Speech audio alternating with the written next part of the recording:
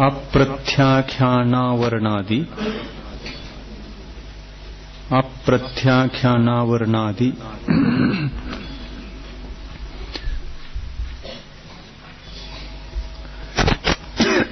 ಕಷಾಯ ನೋಕಷಾಯಗಳ ರೂಪವಾಗಿ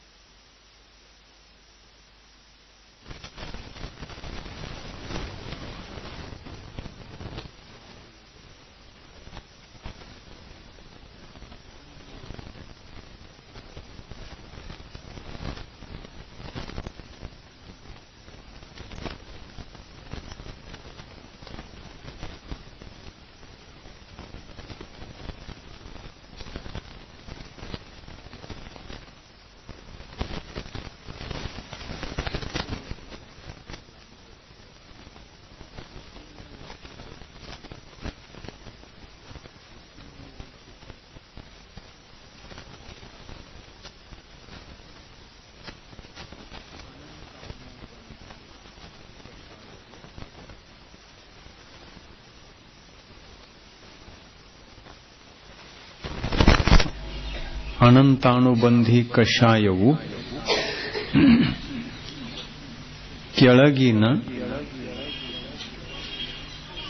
ಕೆಳಗಿನ ಎರಡನೇ ಅಥವಾ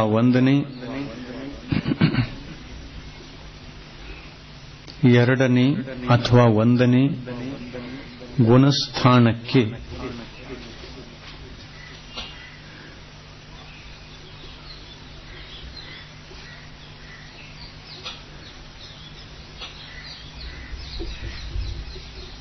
ಏನ್ ಬರೆದ್ರಿ?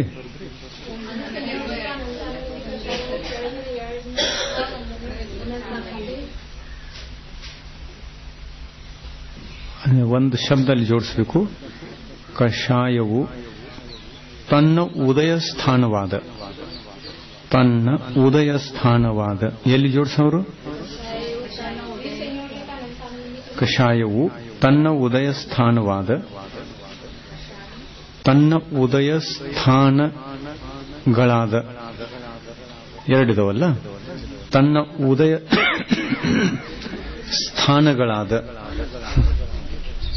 ಉದಯ ಸ್ಥಾನಗಳಾದ ಆಮೇಲೆ ಮುಂದೇನು? ಕೆಳಗಿನ ಎರಡನೇ ಅಥವಾ ಒಂದನೇ ಗುಣಸ್ಥಾನಕ್ಕೆ ಬಂದಾಗ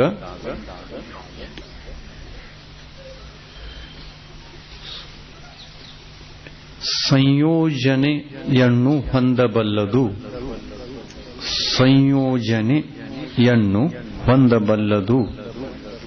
ಅಂದರೆ ಹೇಳ್ತಿ ಸಂಯೋಜನೆಯನ್ನು ಸದ ಮುಂದೆ ಪೂಜಿ ಸಂಯೋಜನೆಯನ್ನು ಹೊಂದಬಲ್ಲದು. ಇಷ್ಟು ಬರೀರಿ ಪೈಲ. ಮೊದಲು ಕನ್ನಡದಾಗರ ಬರೀರ್ಲ. ಸಂಯೋಜನೆಯನ್ನು ಹೊಂದಬಲ್ಲದು.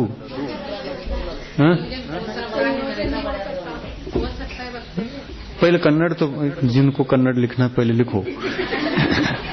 ಸಂಯೋಜನೆಯನ್ನು ಹೊಂದಬಲ್ಲದು. ಅದನ್ನು ಹಿಂದಿ ಟ್ರಾನ್ಸ್ಲೇಷನ್ ಮಾಡಕ್ ಬರ್ತಿತ್ತು. ಸಂಯೋಜನೆಯನ್ನು ಹೊಂದಬಲ್ಲದು. ಆಯ್ತಾ? ಅಂದರೆ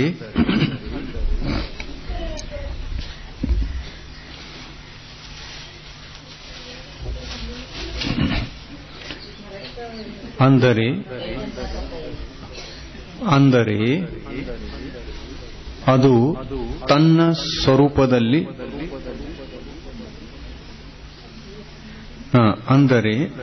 ಅನ್ಯ ಕಷಾಯಗಳಿಂದ ತನ್ನ ಸ್ವರೂಪಕ್ಕೆ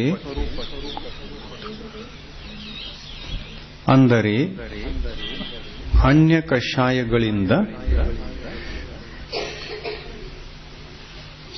ತನ್ನ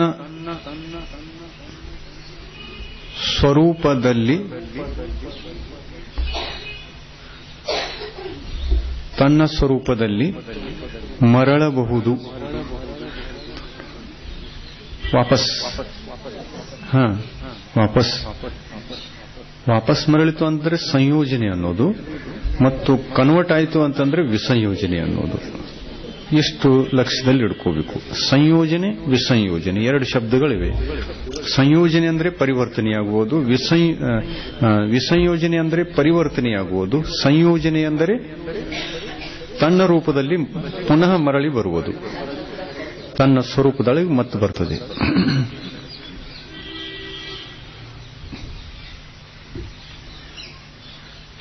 ಇನ್ನು ಯಾವುದು? ಕ್ಷಯೋಪಶಮ ಸಮ್ಯಕ್ತ್ವ. ಕ್ಷಯೋಪಶಮ ಸಮ್ಯಕ್ತ್ವ ಎಂದರೇನು? ಕ್ಷಯೋಪಶಮ ಸಮ್ಯಕ್ತ್ವ ಎಂದರೇನು?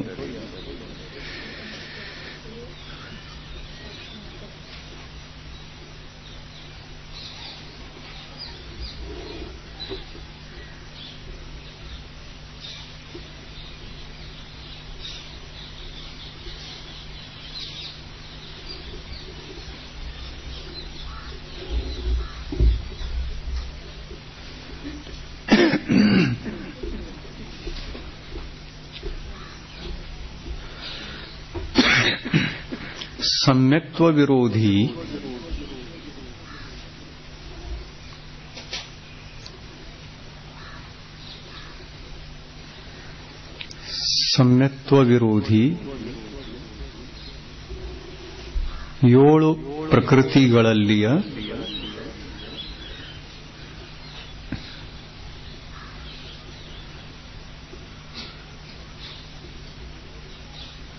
ಏಳು ಪ್ರಕೃತಿಗಳಲ್ಲಿಯ ಸರ್ವಘಾತಿ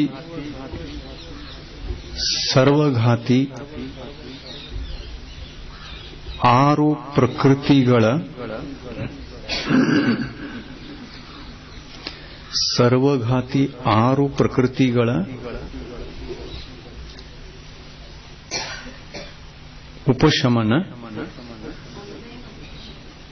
ಉಪಶಮನ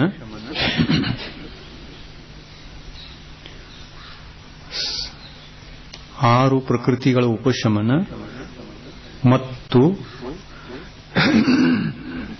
ದೇಶಘಾತಿ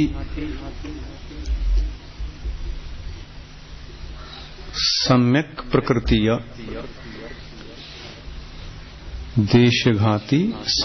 ಪ್ರಕೃತಿಯ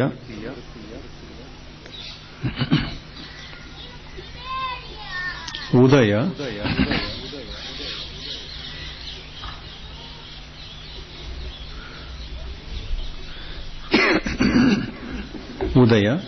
ಹಾಗೂ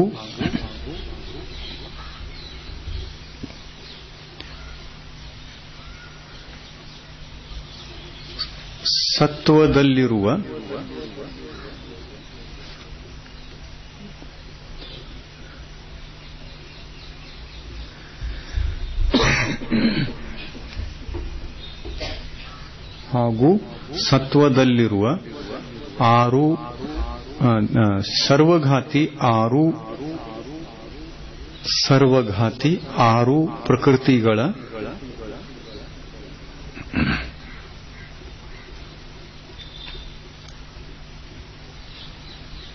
ಉದಯಾಭಾವಿ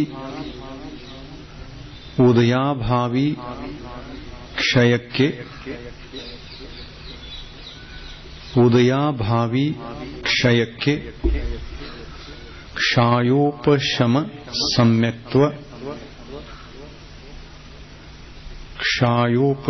ಸಮ್ಯಕ್ತ್ವ ಎನ್ನುವರು.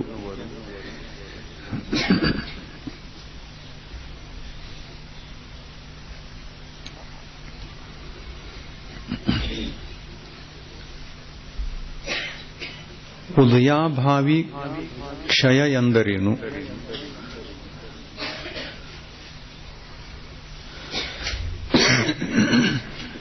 ಉದಯಾಭಾವಿ ಕ್ಷಯ ಎಂದರೇನು?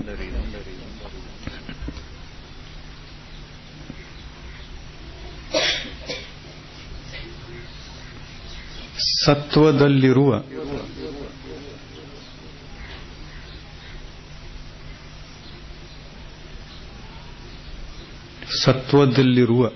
ಸರ್ವಘಾತಿ ಪ್ರಕೃತಿಗಳು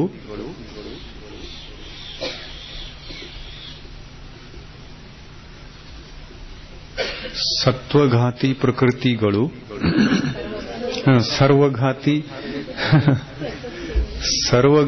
ಪ್ರಕೃತಿಗಳು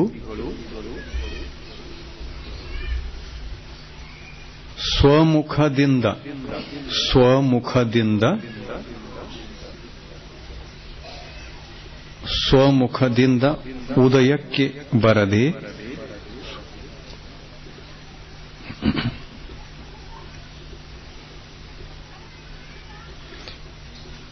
ಉದಯದಲ್ಲಿರುವ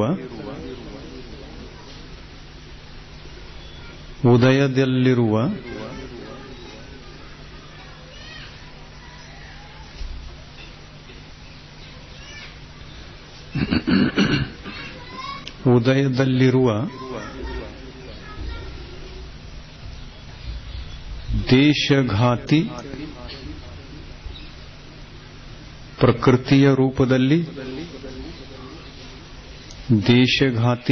ಪ್ರಕೃತಿಯ ರೂಪದಲ್ಲಿ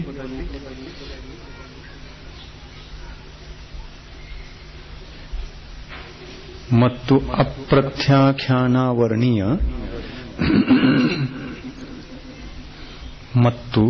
ಅಪ್ರತ್ಯಾಖ್ಯಾನಾವರ್ಣೀಯ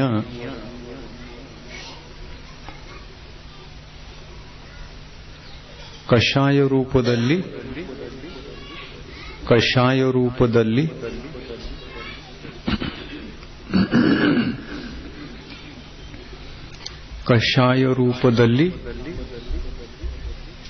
ಈ ರೀತಿ ಪರಮುಖದಿಂದ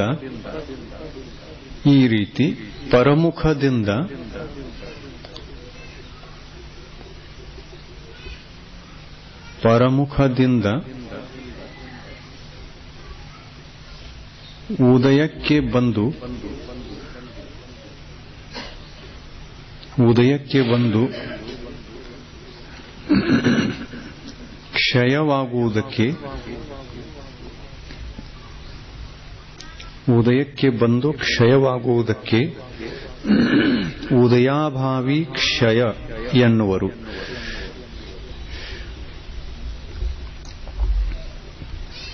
ಉದಯಾಭಾವಿ ಕ್ಷಯ ಎನ್ನುವರು.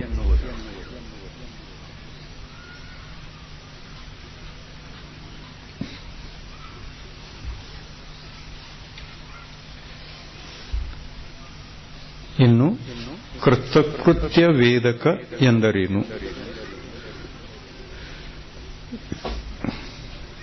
ಕೃತಕೃತ್ಯ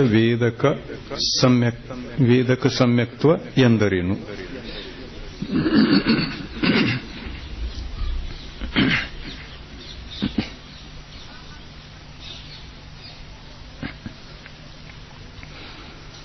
ಕೃತಕೃತ್ಯ ವೇದಕ ಸಮ್ಯಕ್ತ್ವ ಎಂದರೇನು?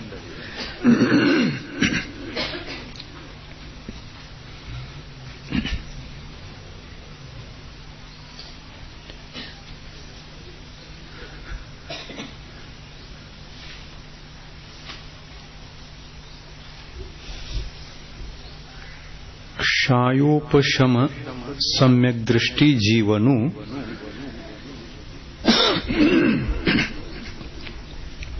ಕ್ಷಾಯೋಪಶಮ ಸಮ್ಯಕ್ ದೃಷ್ಟಿ ಜೀವನು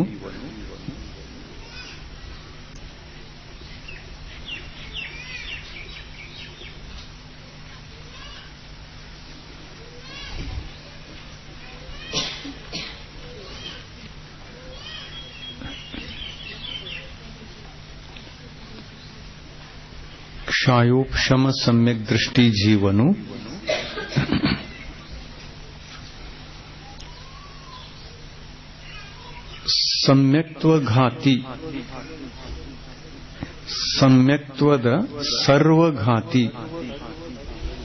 ಸಮ್ಯಕ್ತ್ವದ ಸರ್ವಘಾತಿ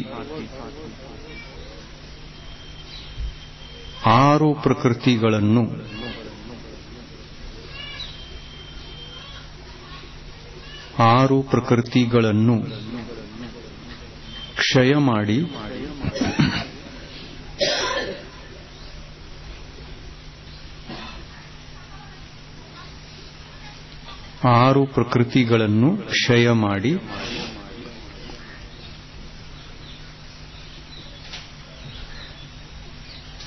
ಕ್ಷಯ ಮಾಡಿ 6 ಪ್ರಕೃತಿಗಳನ್ನು ಕ್ಷಯ ಮಾಡಿ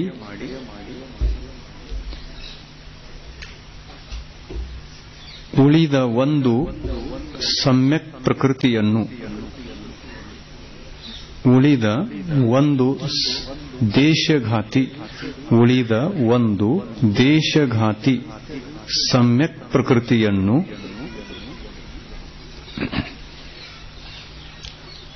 ಉಳಿದ ಒಂದು ದೇಶಘಾತಿ ಸಮ್ಯಕ್ ಪ್ರಕೃತಿಯನ್ನು ಕ್ಷಯ ಮಾಡಲು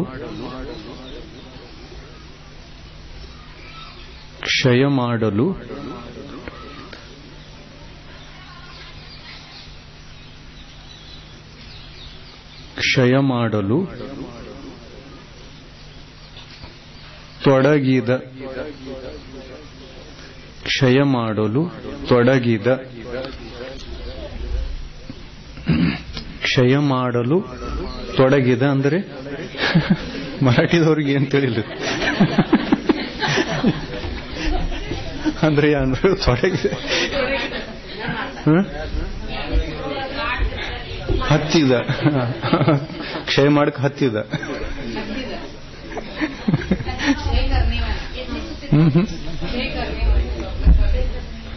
ಶುದ್ಧ ಕನ್ನಡದಾಗ ತೊಡಗಿದ ಅಂದ್ರೆ ಮರಾಠಿದಾಗ ತಿಳಿಲಿ ಇವ್ರಿಗೆ.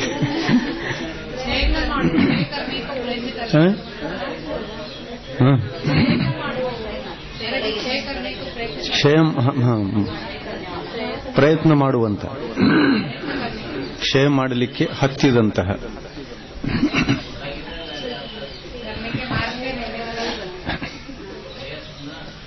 ಕ್ಷಯ ಮಾಡಲು ತೊಡಗಿದ ಹಂಗ ಬರ್ಕೋರಿ, ಅದು ಶುದ್ಧ ಕನ್ನಡ ಐತೆ. ಹತ್ತಿದ ಅಂತಂದ್ರೆ ಎಲ್ಲಿ ಹತ್ತಿದ ಅನ್ನೋ. ಕ್ಷಯ ಮಾಡಲು ತೊಡಗಿದ ಅಂದ್ರೆ ಕ್ಷಯ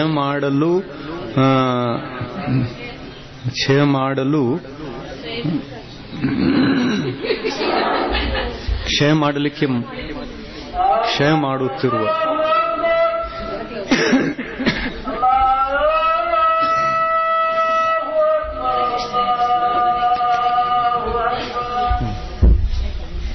ಕ್ಷಯ ಮಾಡಲು ತೊಡಗಿದ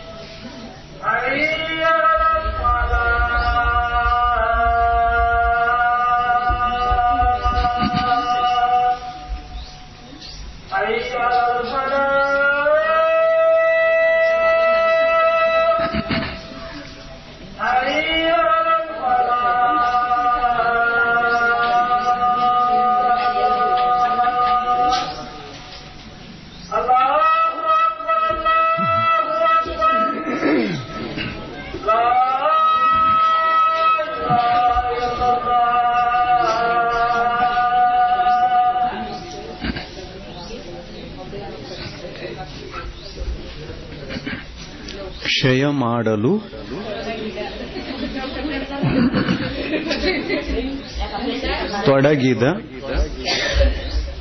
ತೊಡಗಿದ ಆ ಕ್ಷಯೋಪಶಮ ಸಮ್ಯಕ್ ದೃಷ್ಟಿ ಜೀವನು ಆ ಕ್ಷಯೋಪಶಮ ಸಮ್ಯಕ್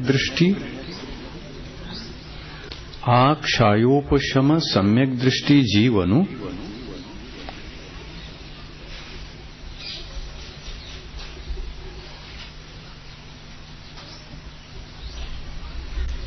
ಆ ಕ್ಷಯೋಪಶಮ ಸಮ್ಯಕ್ ದೃಷ್ಟಿ ಜೀವನು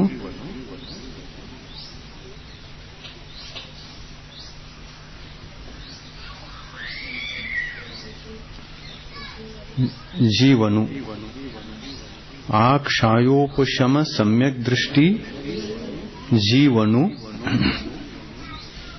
ಅಕ್ಷರ ಹಿಂದಿ ಇರೋ ನಿಮ್ಮ ಮತ್ತು ಭಾಷಾ ಕನ್ನಡ ಇರೋದು ಹಂಗೆ ಬರ್ಕೋಕಿದ್ದೀರಿ ಕನ್ನಡ ಹಿಂದಿದಾಗ ಕನ್ನಡ ಓದೋದು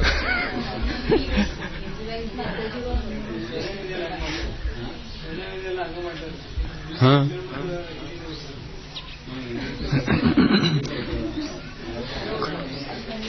ಕನ್ನಡ ಅಕ್ಷರ ಬರೀಕ್ ಸಾಸೋಲ್ ಇವ್ರಿಗೆ ಮರಾಠಿದವ್ರಿಗೆ ಮತ್ತು ಓದಾಕೂ ಸಾಸೋಲ್ ಅಷ್ಟ ಅದು ತಿಳಿತೈತಿ ಅವ್ರಿಗೆ ಬರೀಕ್ ಬರಲ್ಲ ಒತ್ತಕ್ಷರ ಭಾಳ ಇರ್ತಾವ ಕನ್ನಡದಾಗ ಮರಾಠಿ ಅಕ್ಷರದಾಗ ಒತ್ತು ಕೊಡ್ಕೋತ ಹೋಗೋದ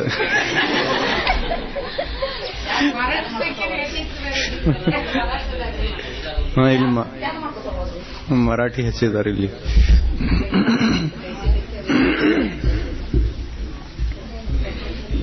ಏನ್ ಬರ್ದ್ರಿ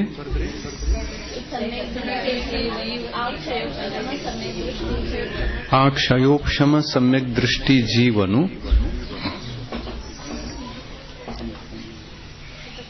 ಕೇವಲ ಅಂತರ ಮುಹೂರ್ತದವರೆಗೆ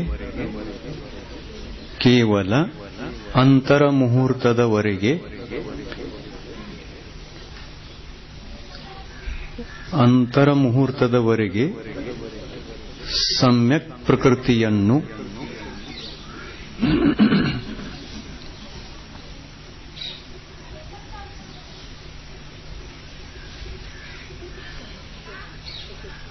ಸಮ್ಯಕ್ ಪ್ರಕೃತಿಯನ್ನು ಕ್ಷಯ ಮಾಡುವ ವಿಷಯ ಬಂತ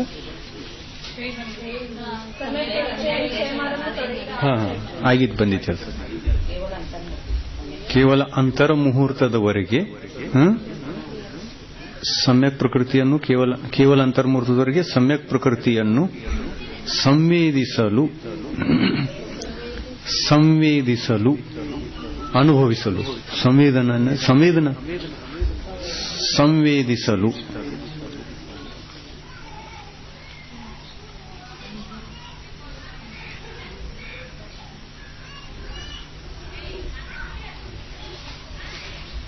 ಸಂವೇದಿಸಲು ಮತ್ತು ಬರ್ತಿದೆ ತೊಡಗಿರುತ್ತಾನೆ ಸಂವೇದಿಸಲು ತೊಡಗಿರುತ್ತಾನೆ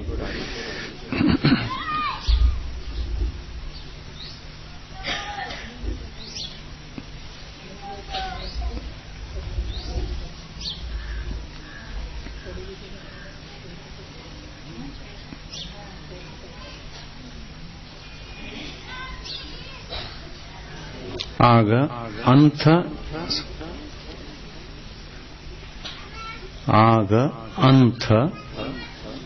ಆ ಸಮ್ಯಕ್ ದೃಷ್ಟಿಯ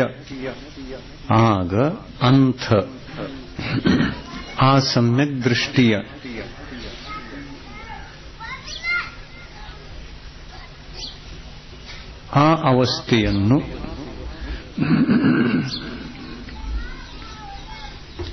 ಅವಸ್ಥೆಯನ್ನು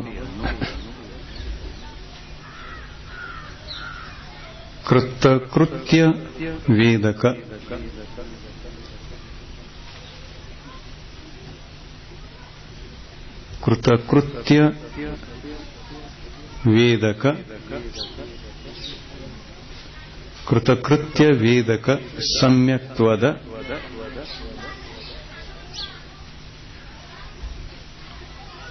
ಅವಸ್ಥೆಯೆಂದು ಹೇಳಲಾಗುತ್ತದೆ.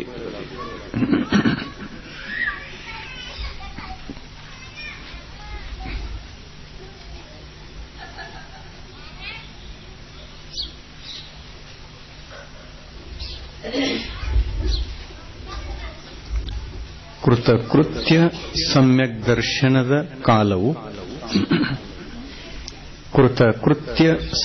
ದರ್ಶನದ ಕಾಲವು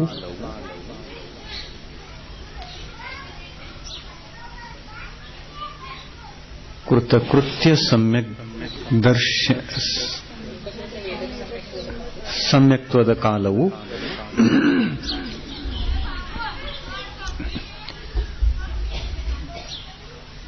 ಕೇವಲ ಅಂತರ್ಮುಹೂರ್ತವಿರುತ್ತದೆ.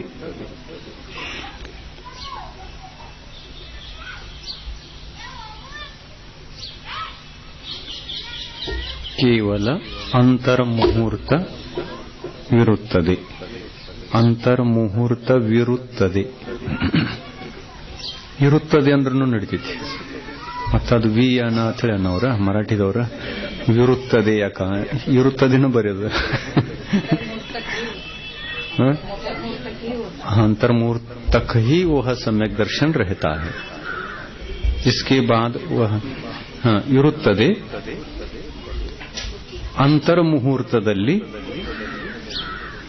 ಅಂತರ್ಮುಹೂರ್ತದಲ್ಲಿ ಸಮ್ಯಕ್ ಪ್ರಕೃತಿಯು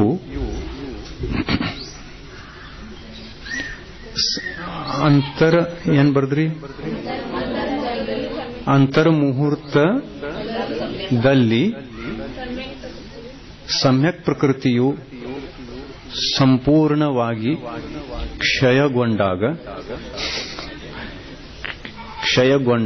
ಗೊಂಡಾಗ ಮತ್ತೆ ನಾನು ಕನ್ನಡ ಕ್ಷಯಗೊಂಡಾಗ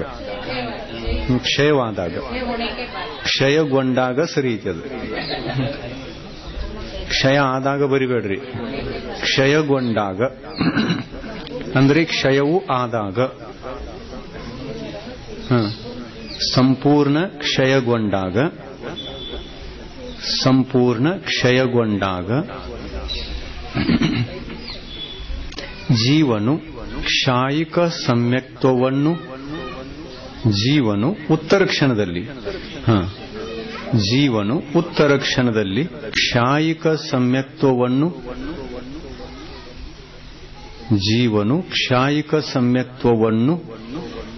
ಹೊಂದುತ್ತಾನೆ. ಇದು ಕಠಿಣ ಆಗೋದಿಲ್ಲ. ಹೊಂದುತ್ತಾನೆ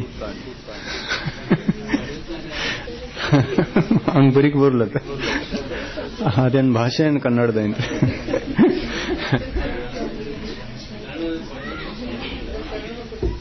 ಹೊಂದುತ್ತಾನೆ ಹಂಗ ಬರೀರಲ್ಲ. ಹೋ ಬರೆಯದ ಯಾಕೆ ಪೂಜೆ ಕೊಟ್ಟ? ಹೊಂದುತ್ತಾನೆ ಅಂದ್ರೆ ಪಡೆಯುತ್ತಾನೆ. ಹಿಂಗ ಶಬ್ದಗಳಿಂದ ಪರಿಚಯ ಆಗಬೇಕು. ಹೊಂದುತ್ತಾನೆ ಅಂದ್ರೆ ಏನು, ಪಡೆಯುತ್ತಾನೆ ಪರಿಚಯ ಆಗ್ತಾ ಶುದ್ಧ ಕನ್ನಡ ಬರ್ತೈತಿ ನಿಮ್ಗೆ. ಉತ್ತರ ಕ್ಷಣದಲ್ಲಿ ಕ್ಷಾಯಿಕ ಸಮ್ಯಕ್ತವನ್ನು ಹೊಂದುತ್ತಾನೆ ಆಯ್ತು. ಇನ್ನು ಕ್ಷಾಯಿಕ ಸಮ್ಯಕ್ತ್ವ ಎಂದರೇನು? ಕೊನೆಯದ್ದು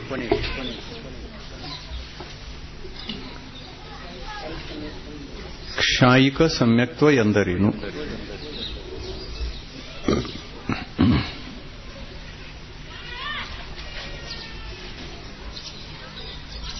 ಕ್ಷಾಯಿಕ ಸಮ್ಯಕ್ತ್ವ ಎಂದರೇನು? ಸಮ್ಯಕ್ತ್ವ ವಿರೋಧಿ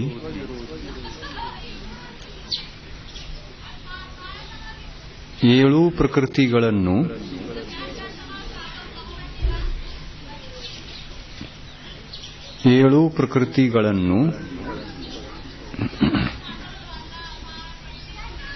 ಬ್ರಾಕೆಟ್ನಲ್ಲಿ ದರ್ಶನ ಮೋಹಿನಿಯ 3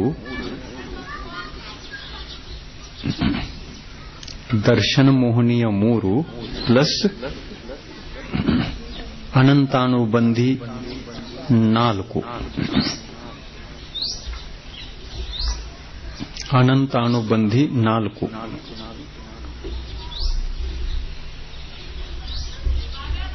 ಏನ್ ಬರ್ದ್ರಿ? ಅದ್ರ ಹಿಂದಿನ ಶಬ್ದ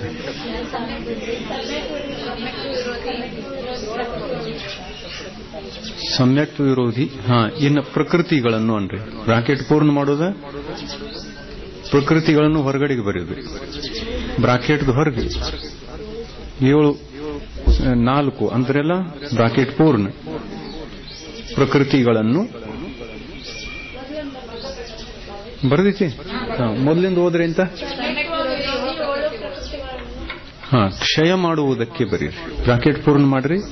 ಕ್ಷಯ ಮಾಡುವುದಕ್ಕೆ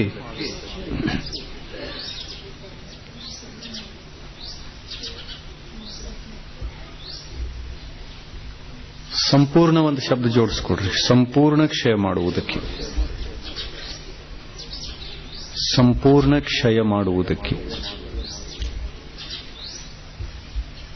ಶಾಯಿಕ ಸಮ್ಯಕ್ತ್ವ ಎನ್ನುವರು. ಶಾಯಿಕ ಸಮ್ಯಕ್ತ್ವ ಎನ್ನುವರು.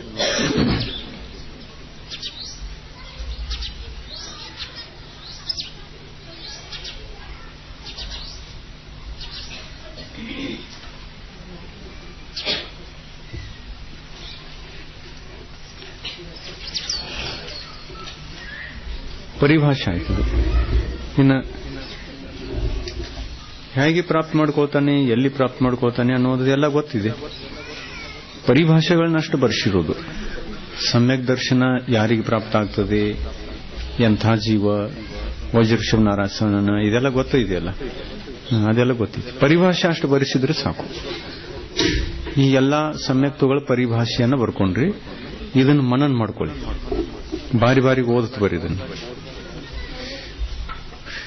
ಕನ್ನಡ ಶಬ್ದ ತಿಳಿಲ್ಲ ಅಂದ್ರೆ ನಮ್ಗೆ ಕೇಳ್ರಿ. ಹೊಂದುತ್ತದೆ ಅಂದ್ರೆ ಏನು ಎಲ್ಲ ಹೇಳ್ತೀವಿ. ಕ್ಷಯಗೊಂಡಾಗ ಅಂದ್ರೆ ಏನು, ಗೊಂಡಾಗ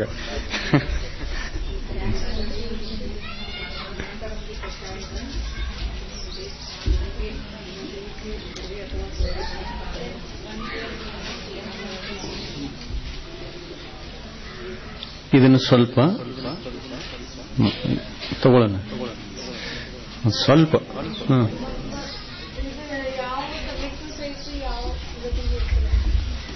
ಯಾವ ಸಮ್ಯಕ್ತು ಸಹಿತ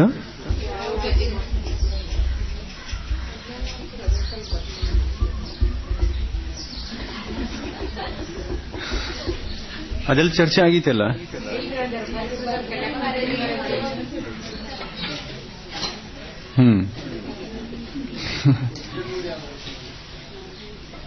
ಕ್ವಶನ್ ಏನು?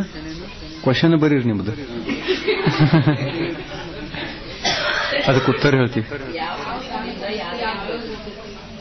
ಯಾವ ಸಮ್ಯಕ್ತ್ವದಿಂದ ಜೀವವು ಯಾವ ಗತಿಗೆ ಹೋಗುತ್ತದೆ?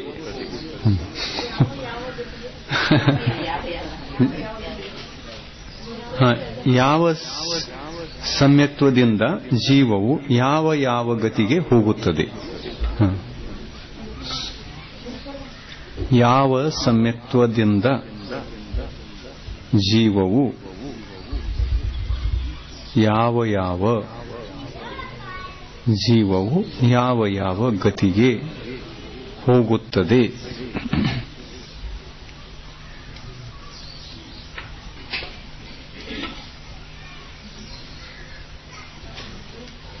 ಯಾವ ಯಾವ ಗತಿಗೆ ಹೋಗುತ್ತದೆ? ಉತ್ತರ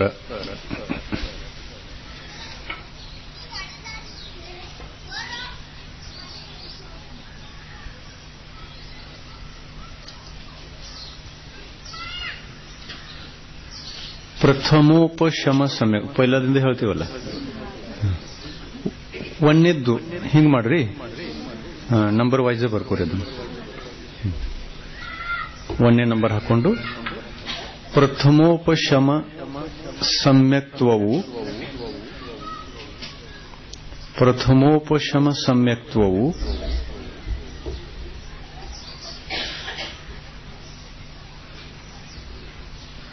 ಪರ್ಯಾಪ್ತಕ ಅವಸ್ಥೆಯಲ್ಲಿಯೇ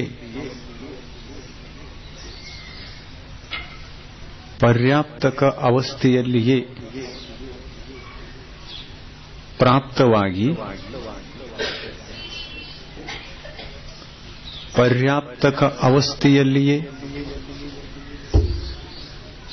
ನಾಶವಾಗುತ್ತದೆ. ಪರ್ಯಾಪ್ತಕ ಅವಸ್ಥೆಯಲ್ಲಿಯೇ ಪ್ರಾಪ್ತವಾಗಿ ಪರ್ಯಾಪ್ತಕ ಅವಸ್ಥೆಯಲ್ಲಿಯೇ ನಾಶವಾಗುತ್ತದೆ.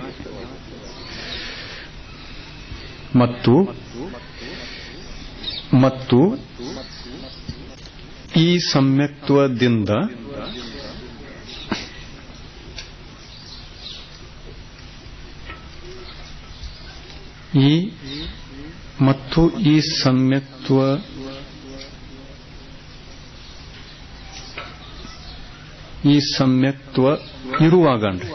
ಈ ಸಮ್ಯಕ್ತ್ವವು ಇರುವಾಗ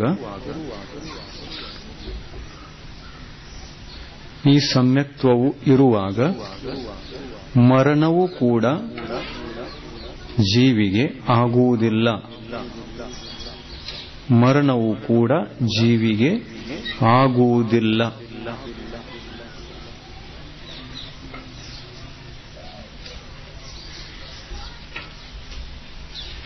ಆದ್ದರಿಂದ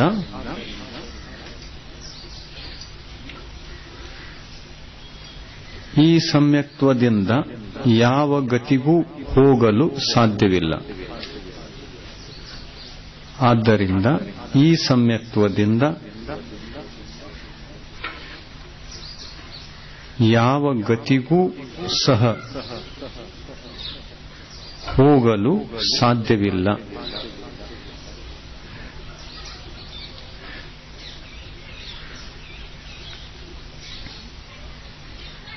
ಯಾವ ಗತಿಗೂ ಸಹ ಹೋಗಲು ಸಾಧ್ಯವಿಲ್ಲ. ಇನ್ನು ದ್ವಿತೀಯೋಪಶಮ ಸಮ್ಯಕ್ತ್ವ ಎರಡನೇದು ನಂಬರ್.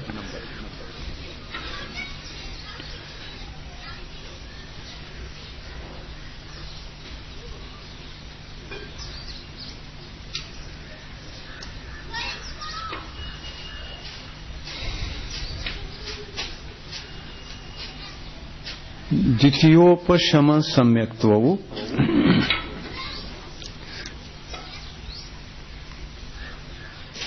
ದ್ವಿತೀಯೋಪಶಮ ಸಮ್ಯಕ್ತ್ವವು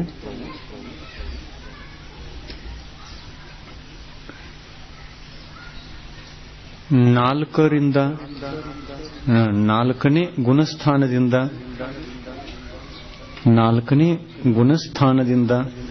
11ನೆಯ ಗುಣಸ್ಥಾನದವರೆಗೆ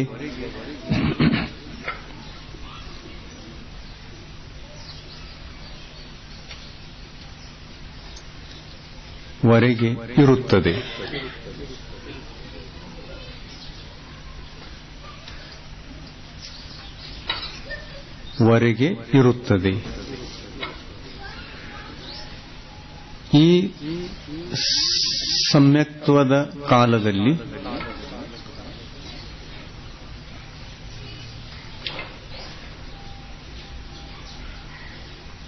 ಈ ಸಮ್ಯಕ್ತ್ವದ ಕಾಲದಲ್ಲಿ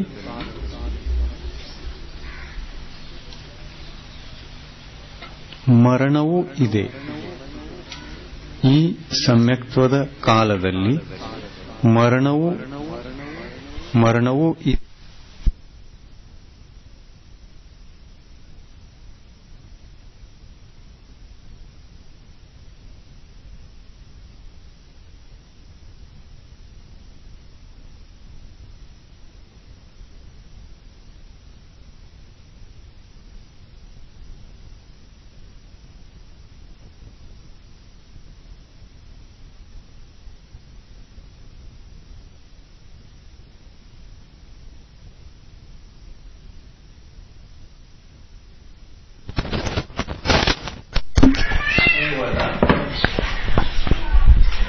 ಆದ್ದರಿಂದ ಈ ಸಮ್ಯಕ್ತ್ವದಿಂದ ಕೇವಲ